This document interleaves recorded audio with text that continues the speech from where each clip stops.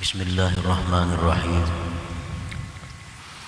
Alhamdulillahilladzi tawajjaha ilaihi al-'ubbadu waz-zuhad fashtaghalu bil ibadati waz-zahadati wal jihad wastab'adu wa i'tazalul bilad. Ashhadu an la ilaha illallah wahdahu la syarika lahu wa la andad. وأشهد أن سيدنا محمدا عبده ورسوله مرشد العباد. اللهم صل وسلم وبارك على سيدنا ومولانا محمد الهادي إلى سبيل الرشاد وعلى آله وأصحابه الأمجاد وذريته وأتباعه إلى يوم التناد. أما بعد. Yang kita hormati dan kita cintai para habaib dan para alim ulama, para muhibbin, hadirin hadirat rahimakumullah. Alhamdulillah, puji syukur senantiasa kita haturkan kehadirat Allah Subhanahu wa taala yang pada malam ini Allah izinkan kita kembali berkumpul di majelis yang penuh berkah dan rahmatnya ini. Salawat dan salam keharibaan junjungan kita, kekasih Allah Nabi besar Muhammad sallallahu alaihi wasallam dan seluruh keluarga, para sahabat, zuriat dan pengikut beliau sampai hari akhir. Para muhibbin rahimakumullah, al-hikmatu tsaniyata asyarata min al-hikamil ataiyah. Qala al-imam Ahmad ibnu Athaillah Sakandari rahimahullah wa nafa'ana bi'ulumihi wa asrarih. Hikmah yang ke-112, as-tsaniyata asyarata ba'dal mi'ah, yang ke-112 dari al-hikam. Berkata Imam Ahmad bin Athaillah As-Sakandari rahimahullah, innama yastawhisul ubbadu waz-zuhadu min kulli syai' li ghaibatihim 'anillah fi kulli syai', falau syahiduhu fi kulli syai' lam yastawhishu min syai'. Yang artinya hanya saja lari orang-orang ahli ibadah, lari orang-orang yang zuhud dari tiap-tiap sesuatu karena terdindingnya mereka dari Allah pada tiap-tiap sesuatu.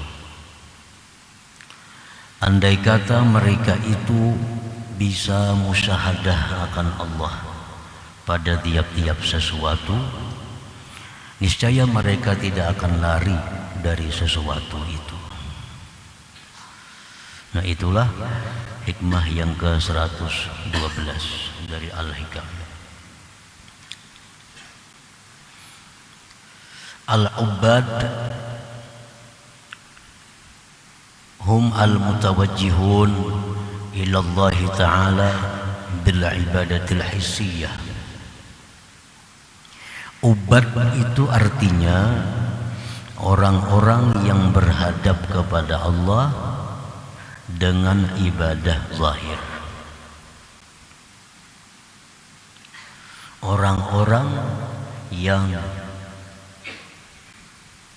mencari kecintaan Allah dengan melakukan ibadah-ibadah yang zahir.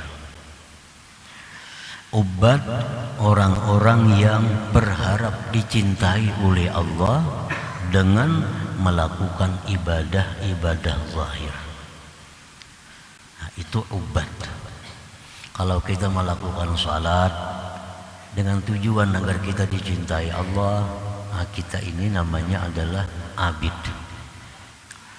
Kalau kita melakukan puasa sunat, kita membaca Quran, kita berzikir, kita bersalawat dengan harapan bahwa kita dicintai oleh Allah, itu namanya adalah abid atau jamaknya ubad, atau disebut ahli ibadah. Ubad itu adalah orang-orang yang berhadap kepada Allah Ta'ala dengan ibadah zahir, as-salah, was-siyam, wa tilawatil Quran, wa zikri, wa salat ala nabi sallallahu alaihi wasallam, wa ghairiha. Fastaghalu biha wastaghraqu wa talazzazu biha. Mereka itu sibuk dengan ibadah zahir. Mereka sibuk dengan ibadah zahir dan tenggelam, dan mereka bersenang-senang, mereka berlezat-lezat dengan ibadah zahir itu.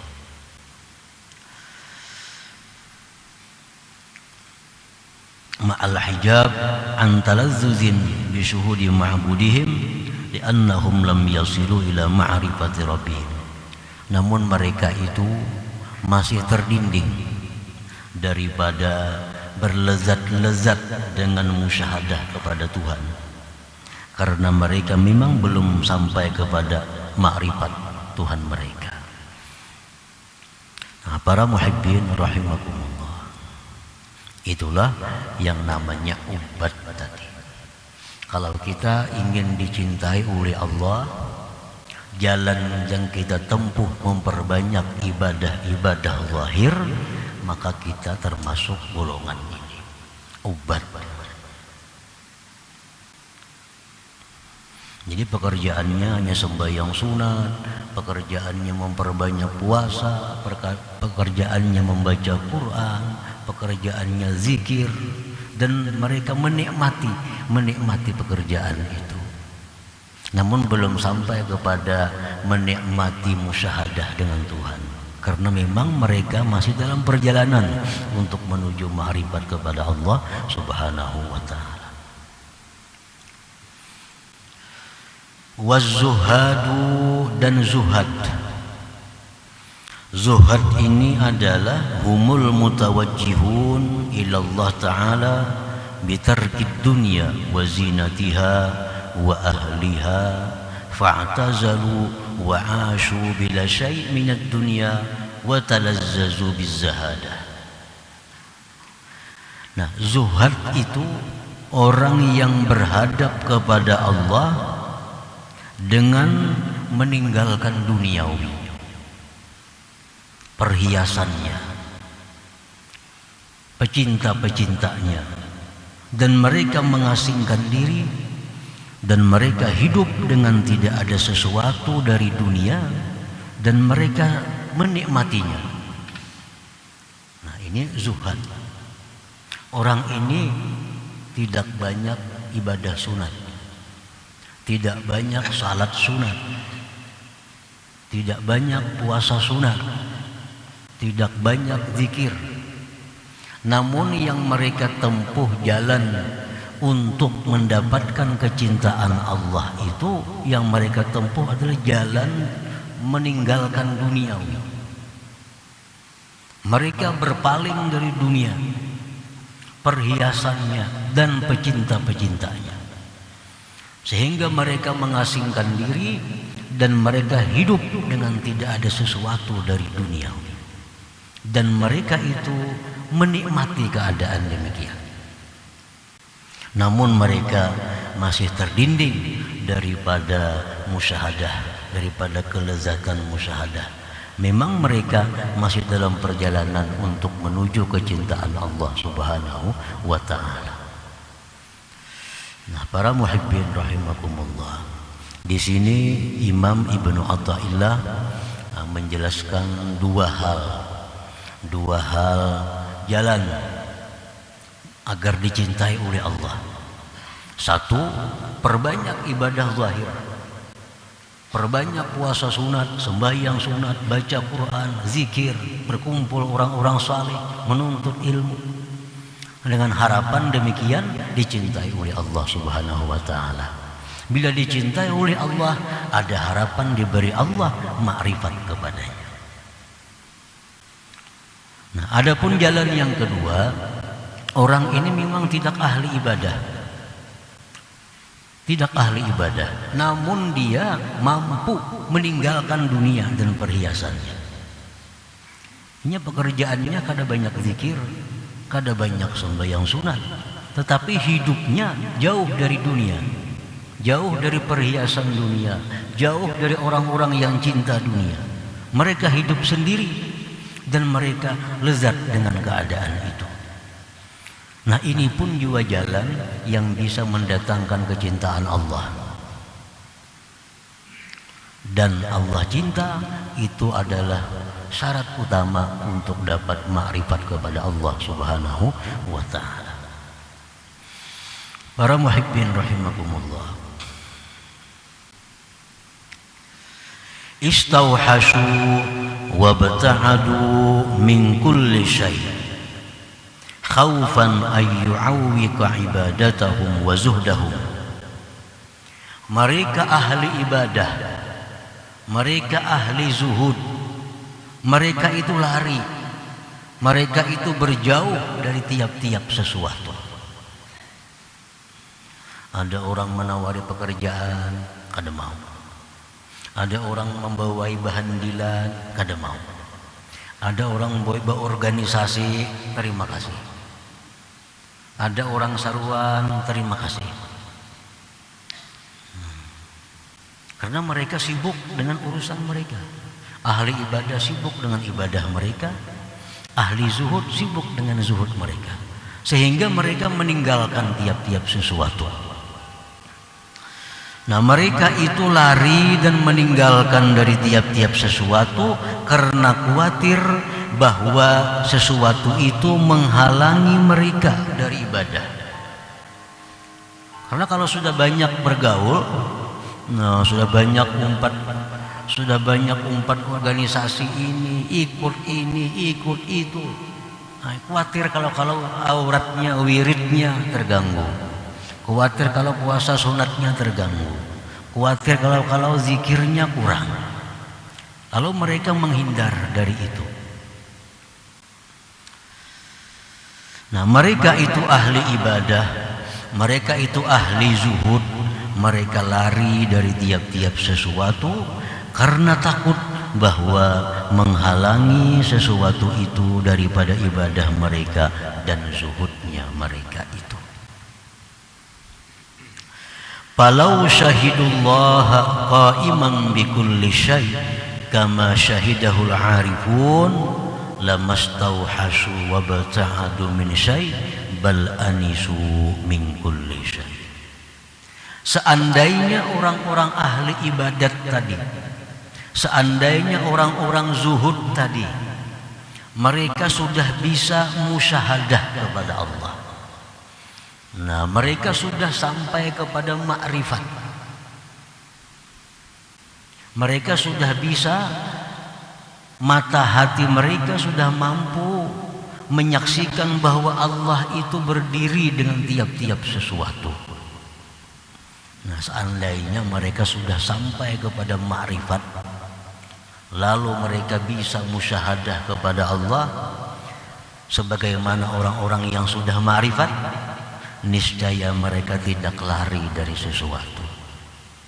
Karena mereka melihat Allah itu ada pada tiap-tiap sesuatu. Dan niscaya mereka itu jinak daripada tiap-tiap sesuatu.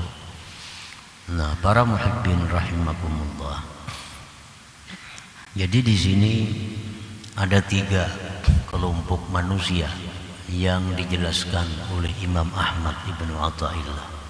1, ada kelompok yang namanya ubad tadi, ahli ibadah.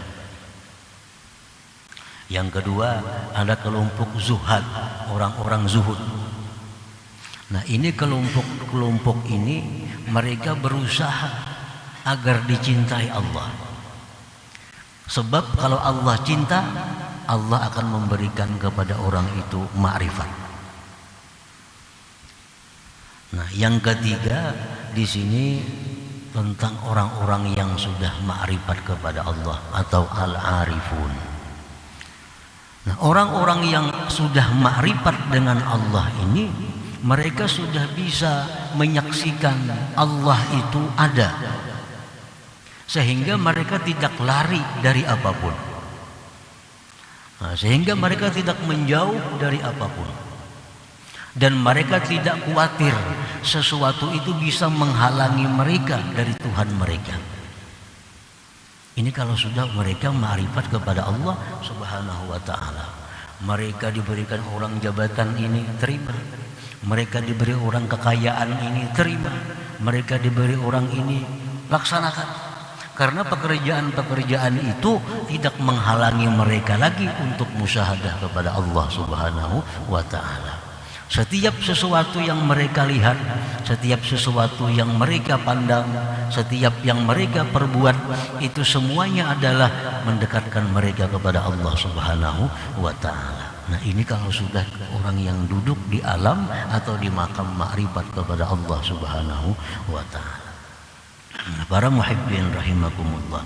Jadi kalau kita masih golongan abid, masih golongan orang yang ahli ibadah, yang mana dengan ibadah itu kita berharap dicintai Allah, nah kita memang mesti menghindar dari pekerjaan-pekerjaan lain, karena itu bisa menghalangi kita dari keadaan kita, bisa menghalangi jalan kita untuk menuju cinta Allah. Nah, lain halnya kalau sudah makrifat, apapun yang mereka perbuat, dimanapun mereka berada, mereka tidak akan takut sesuatu itu mengganggu hubungan mereka dengan Allah Subhanahu wa ta'ala, karena mereka selalu musyahadah, selalu menyaksikan mata hati mereka tentang adanya Allah pada segala sesuatu itu. Nah, para muhibbin rahimakumullah, nah, orang yang ma'rifat kepada Allah ini, orang yang melihat sesuatu, dia melihat bahwa itu adalah perbuatan Allah. Orang yang ma'rifat ini, orang yang melihat sesuatu itu adalah dikehendaki oleh Allah. Orang yang ma'rifat ini, orang yang melihat sesuatu menunjukkan adanya Allah. Nah, hati mereka tidak lepas dari itu. Jadi dimanapun mereka berada, apapun yang mereka kerjakan, terus mendekatkan diri mereka kepada Allah Subhanahu wa ta'ala. Walaupun zahir mereka tidak beribadah, walaupun mulut mereka tidak banyak berzikir, tetapi hati mereka selalu memandang kepada Allah Subhanahu wa ta'ala. Nah, ini sudah ma'rifat kepada Allah Subhanahu wa ta'ala. Nah, para muhibbin rahimakumullah, فَإِذَا رَأَيْتَ الْعَارِفَ بِاللَّهِ اسْتَوْحَشَ وَابْتَعَدَ مِنْ كُلِّ شَيْءٍ فَذَلِكَ إِرْشَادٌ لِلْأُمَّةِ لَا لِخَوْفِهِمْ أَنْ يُعَوِّقَهُمْ عَنْ رَبِّهِمْ. Apabila engkau lihat orang yang makrifat kepada Allah itu lari dari sesuatu. Kalau ada orang yang makrifat kepada Allah, dia lari dari sesuatu. Ditawari kekayaan, dia menolak. Ditawari jabatan, dia menolak. Nah, itu mereka lakukan irsyadun lil ummah, untuk memberi pelajaran kepada umat. Nah, memberi pelajaran kepada orang-orang yang belum sampai kepada kedudukan ma'rifat.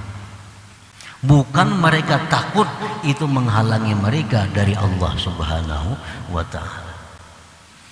Nah, para muhibbin rahimakumullah, Rasulullah sallallahu alaihi wasallam ditawari oleh Allah bahwa gunung ini jadi emas.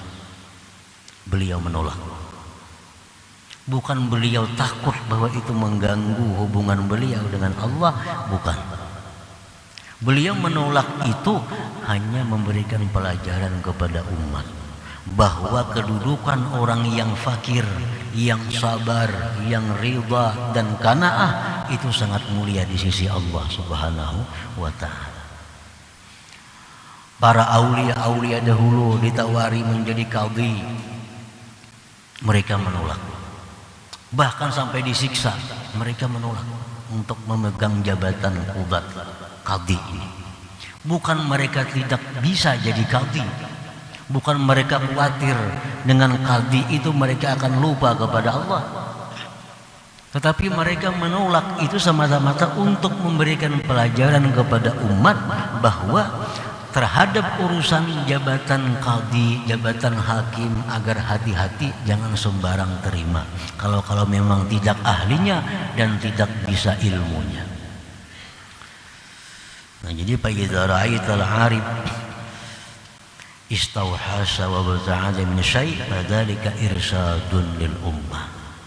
Orang-orang arif yang menolak duniawi, yang berlari dari sesuatu, itu bukan mereka takut menghalangi mereka dari Allah, tetapi mereka memberikan pelajaran kepada umat ini. Para muhibbin rahimakumullah, ma'rifat kepada Allah merupakan impian oleh orang yang punya aklun salim. Jadi ma'rifat kepada Allah ini impian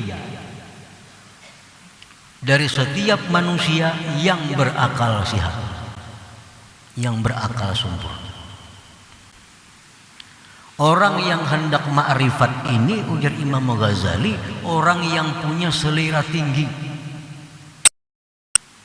Orang yang hendak ma'rifat itu orang yang punya selera tinggi, punya selera malaikat. Kalau orang hendak makan yang nyaman-nyaman, itu selera rendah binatang. Orang yang menghendaki perempuan, menghendaki lawan jenis, selera rendah.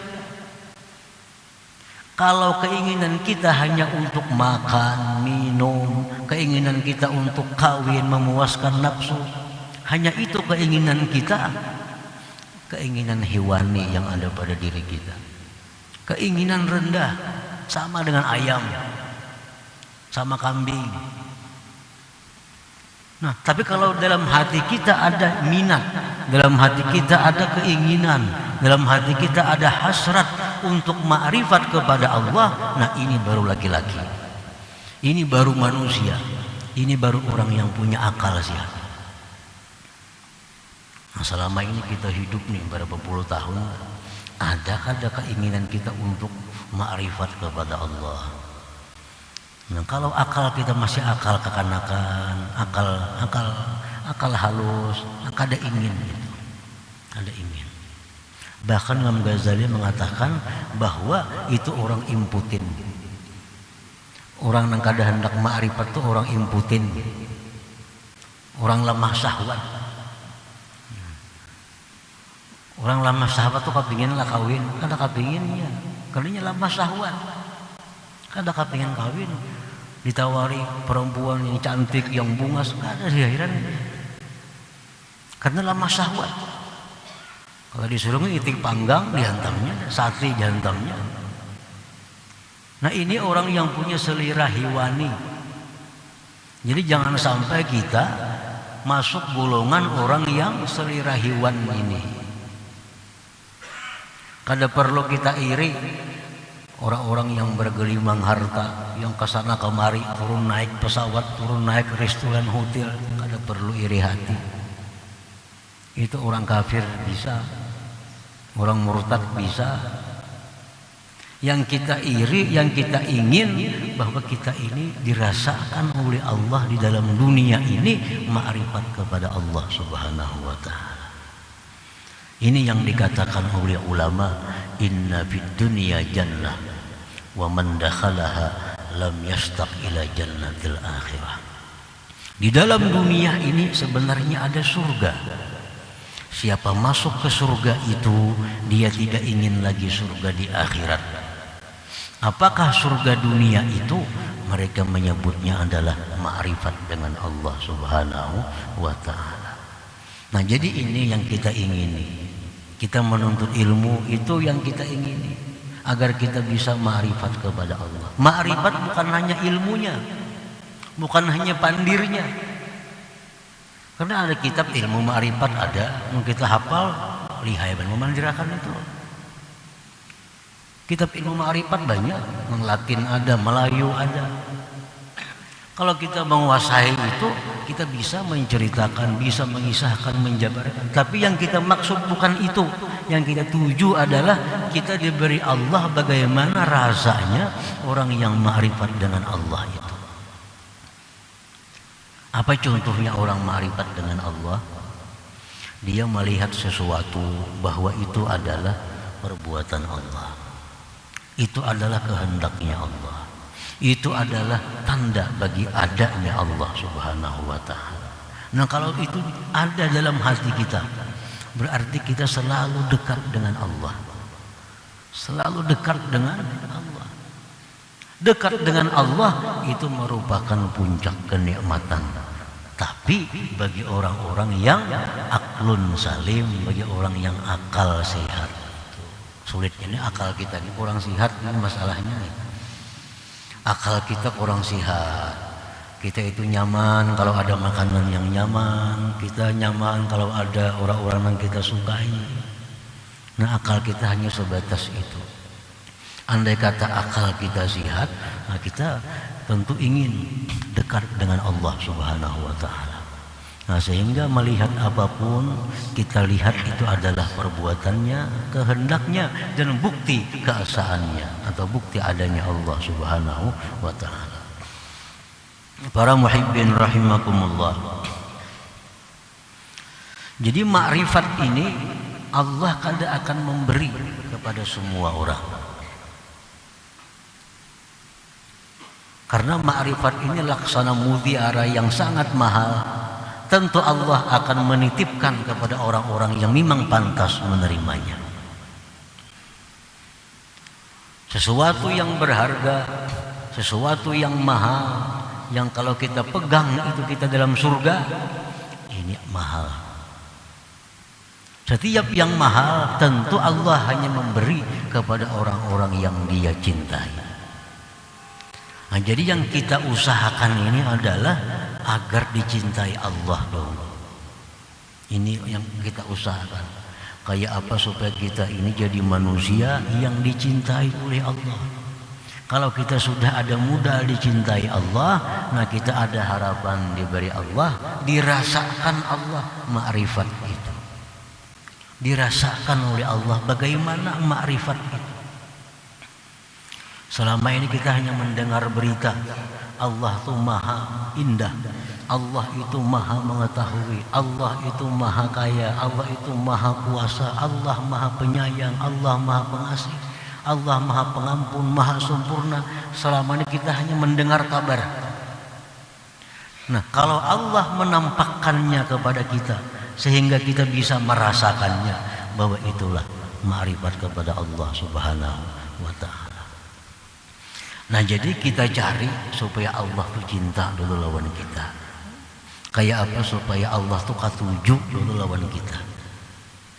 Nah, kalau sudah Allah tuh katuju lawan kita, Allah cinta kepada kita, lalu nyaman. Nah, para muhibbin rahimakumullah,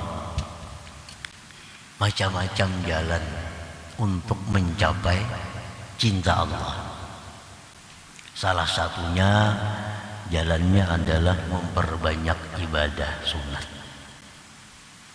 Seperti apa yang dihadiskan, diriwayatkan dalam hadis qudsi, Allah berfirman, "Ma taqarraba ilayyal mutaqarribun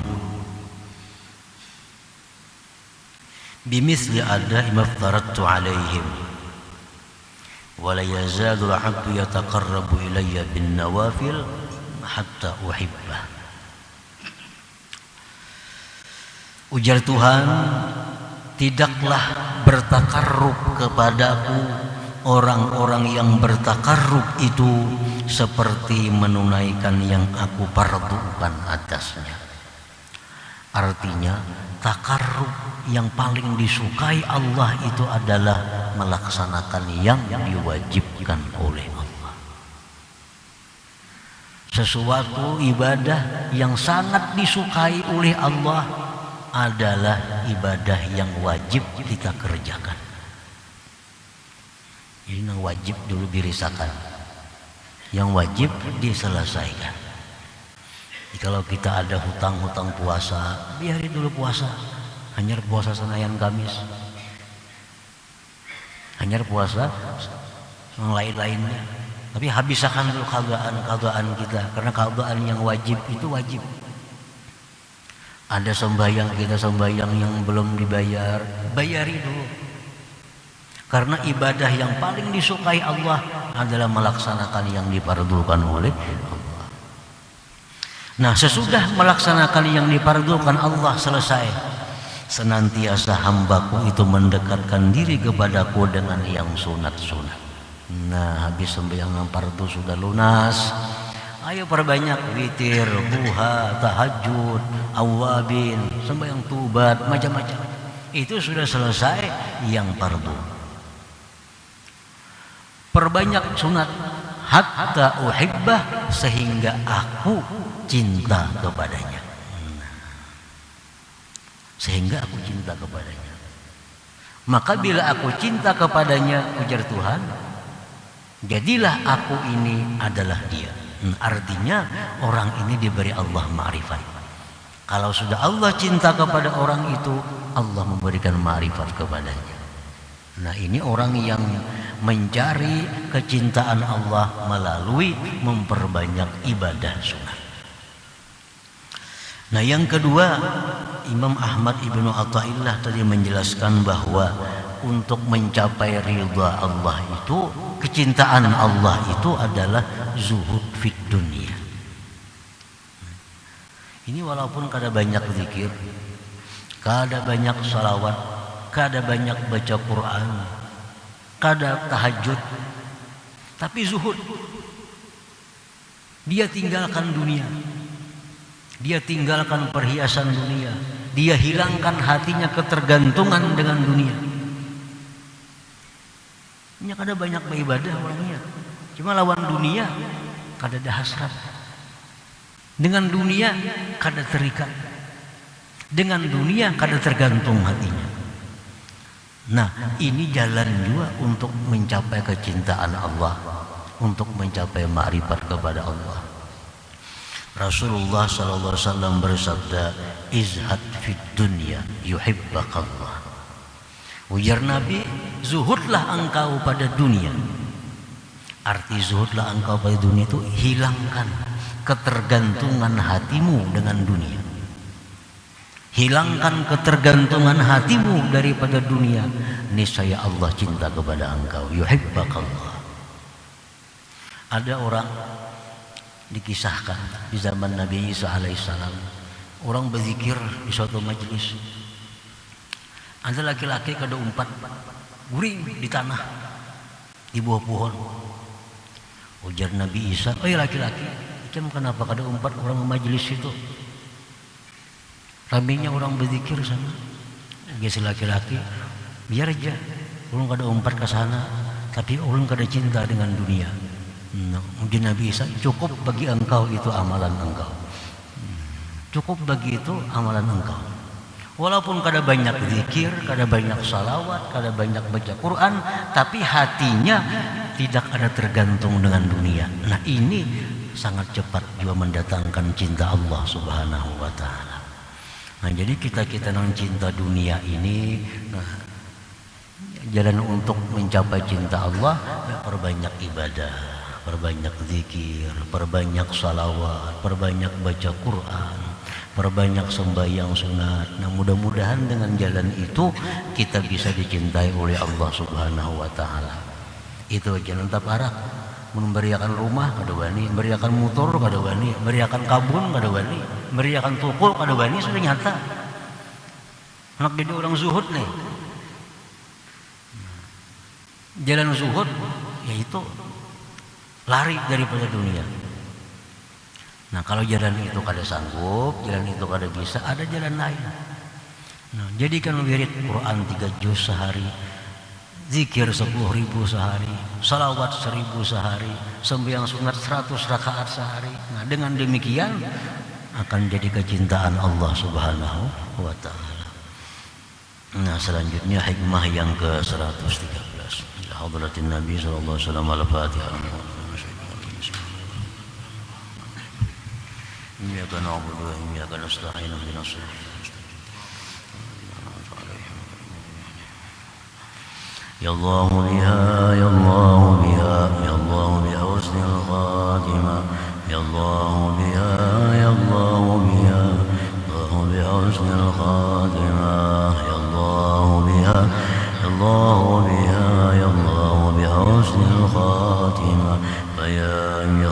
وأرجو منه شفاعة صلوا عليه وسلموا تسليما اللهم صل وسلم